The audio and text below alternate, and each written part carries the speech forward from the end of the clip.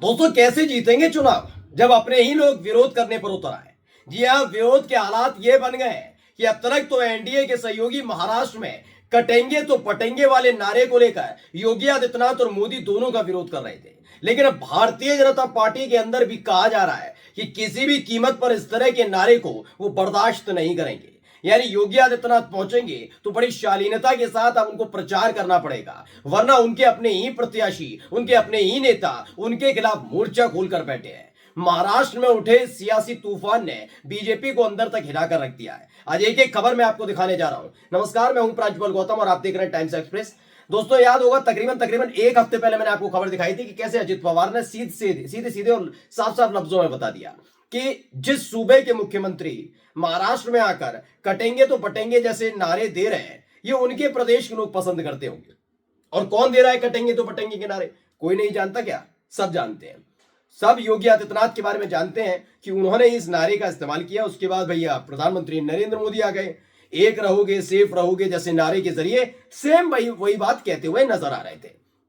अब अजित पवार के बाद देखिए भारतीय जनता पार्टी के नेताओं ने भी मोर्चा खोल दिया है। वही खबर मैं आपको दिखाने जा रहा हूं। सबसे पहले आज तक की एक खबर पढ़िएगा।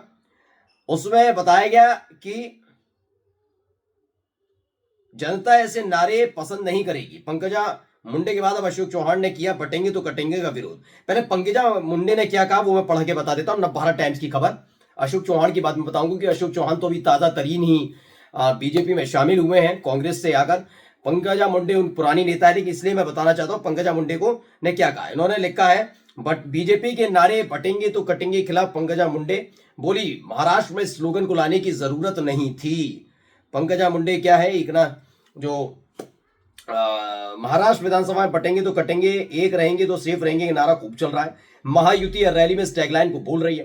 पीएम मोदी से लेकर देवेंद्र फडणवीस, एकनाथ शिंदे और अजित पवार हर कोई ये नारा बोल रहा है। ऐसा नहीं है अजित पवार ये नहीं बोल रहे, अजित पवार ने तो विरोध किया था। इसी बीच बीजेपी की विधान परिषद सदस्य पंकजा मुंडे ने इस नारे का विरोध किया। उन्होंने कहा कि वे स्लोगन को सपोर्ट नहीं करती और महाराष्ट्र में इसकी जरूरत भी नहीं है। यानी अब तक तो अजित पवार ही कह रहे थे कि ये गलत है, तब ये कयास लगाए जाने लगे कि वो सिर्फ इस नारे का इसलिए विरोध कर रहे हैं क्योंकि अब वो बीजेपी के साथ रहना नहीं चाहते। क्योंकि हाल ही में लोकसभा चुनाव के बाद जब उन्होंने देखा कि उनके सांसदों की तादाद बढ़ने की बजाय घट गई, एक सांसद सिर्फ उनकी पार्टी का चुना गया, इसको लेकर वो नाराज चल रहे हैं। पिछले काफी दिनों से बयान भी दे रहे थे, लेकिन किसी ने नहीं सोचा था कि पंकजा मुंडे भी आगे आकर यही बयान दे देंगी। बीजेपी एमएलसी पंकजा मुंडे ने कहा, सच कहें तो मेरी राजनीति अलग है, मैं सिर्फ इसलिए इसका समर्थन नहीं करूंगी।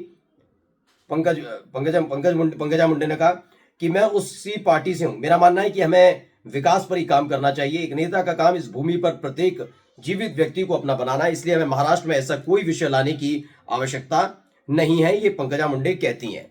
उन्होंने साफ साफ बता दिया कि ऐसा कोई भी बात नहीं कहनी चाहिए जिससे हालात अलग तरह के बने और महाराष्ट्र में इसकी खासकर कोई जरूरत नहीं है। यानी अब बीजेपी के नेताओं का, खासकर योगी आदित्यनाथ को जो स्टार प्रचारक बनाकर या फिर योगी आदित्यनाथ के बयान को अपने नए स्टाइल में ढालकर प्रधानमंत्री नरेंद्र मोदी सोच रहे थे कि कम से कम लोकसभा चुनाव में हिंदुओं ने एकजुट होकर उन्हें राम मंदिर के नाम पर वोट नहीं दिया, जहां पोल खुल गई बीजेपी की कि बीजेपी सिर्फ राम मंदिर का इस्तेमाल अपने अपने अपने पूरे राजनीति को चमकाने के लिए, सियासत को चमकाने के लिए कर रही है। ऐसे में एक साथ लाने के लिए कहीं ना कहीं ऐसा मुस्लिम विरोधी बयान या मुस्लिम विरोधी चीजें लेकर आनी पड़ेंगी जिससे लगे, क्योंकि आपको याद होगा लोकसभा चुनाव के ठीक बाद ये वक्फ बोर्ड संशोधन बिल लिया है, ठीक है ना। इससे कहा कि देखो देखो फिर से देख लो, ये काम कांग्रेस नहीं कर पाएगी, ये सपा नहीं कर पाएगी, ये कोई नहीं कर पाए, हम करेंगे। इससे हिंदुओं को जगाने की कोशिश। हिंदुओं को ऐसे नहीं जगा सकते ये जब तक, सोचिए अब क्या चल रहा है बिहार के अंदर, हिंदू स्वाभिमान यात्रा गिरिराज सिंह की हिंदू स्वाभिमान यात्रा में हिंदुओं के स्वाभिमान को जगाने के लिए मुसलमानों के बारे में गंदगी उगली जा रही है, तब जाकर हिंदू जाग रहा है। मतलब इनके मुताबिक, वैसे हिंदू, मैं खुद सनातनी, मैं ऐसे क्यों जागूंगा? मुझे मालूम है मेरे अधिकार क्या है, मुझे मालूम है मुझे कितना बोलना है, मुझे मालूम है कि मेरे को क्या कहां कहां जाना है, कैसे कैसे क्या क्या बोलना है, ये सबको पता है। हिंदुओं को जगाने की कोशिश करने वाले पहले खुद जाग जाए। दरअसल ये अपनी राजनीति जगाना चाहते हैं, इसीलिए इनकी ऐसी एक्टिविटी हो रही है। तो इनका फिर से लोकसभा चुनाव के फिर से बाद ये हिंदू मुसलमान पर उतरा है। वो पता लगा कि चुनाव की शुरुआत में मोदी जी ने भी यही किया था, दूसरे तीसरे चरण के बाद वो मुस्लिम हितैषी भी होते हुए नजर आए थे। अब आइए आज तक की उस खबर पर आते हैं। अशोक चौहान जो पहले कांग्रेस में हुआ करते थे, लोकसभा चुनाव से ठीक पहले बीजेपी में जाकर शामिल हो गए, तोहफा भी उनको मिला। उनके ऊपर जो मामले चल रहे थे घोटाले के, वो तमाम मामले ठंडे बस्ते में चले गए, इनको बहुत राहत मिली। अब इसमें इन्होंने क्या कहा है, पढ़िए। महाराष्ट्र चुनाव में कुछ ही दिन बचे हैं, 20 तारीख को वोटेंगे। इस बीच यूपी के सीएम योगी आदित्यनाथ द्वारा दिए गए बटेंगे तो कटेंगे के नारे को लेकर राज्य का सियासी पारा हाई है। जहां एक तरफ विपक्ष से मुद्दा बना रहा है, तो वहीं दूसरी तरफ महायुति के नेता भी इस नारे से दूरी बना रहे हैं।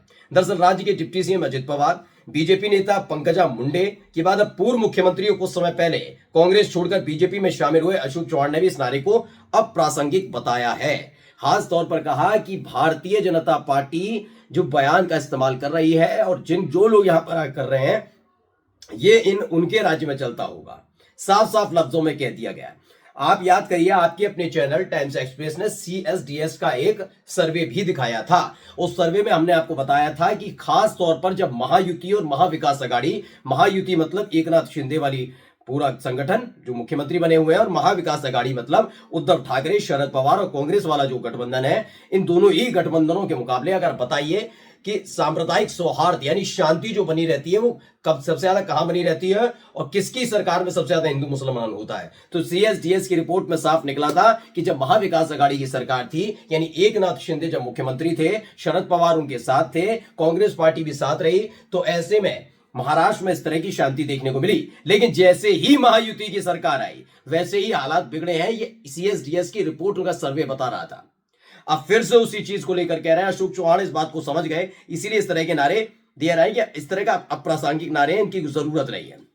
अब देखिए क्या कहा है बीजेपी के राज्यसभा सांसद अशोक चौहान ने कहा कि बटेंगे तो कटेंगे का नारा पूरी तरह अप्रासंगिक है और महाराष्ट्र की जनता इसे पसंद नहीं करेगी। इस नारे की कोई प्रासंगिकता नहीं है। नारे चुनाव के समय दिए जाते हैं, यह विशेष नारा अच्छा नहीं है और मुझे नहीं लगता लोग इसे पसंद करेंगे। निजी तौर पर मैं ऐसे नारे के खिलाफ हूं, क्योंकि समाज के लिए बिल्कुल भी अच्छा नहीं है। हमें देखना होगा कि इससे किसी की भावनाएं आहत नहीं होनी चाहिए।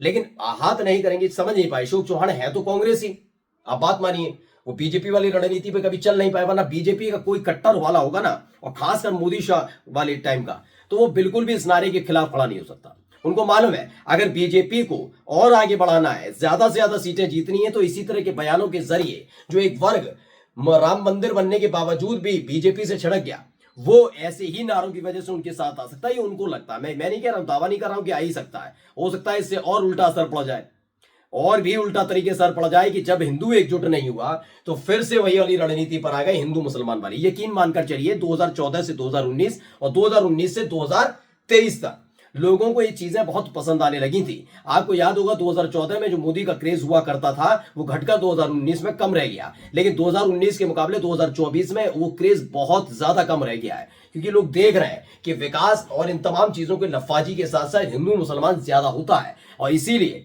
इस बार के नारे को लेकर जिनकी सदस्यता जा सकती है, विधानसभा भी चुनाव लड़ेंगे, हार ना जाए कहीं, तो इसीलिए साफ साफ कह रहे हैं मोदी योगी को दूरी रखो, वरना ऐसे कटेंगे कि तो पटेंगे के नारे बर्दाश्त नहीं है। नमस्कार।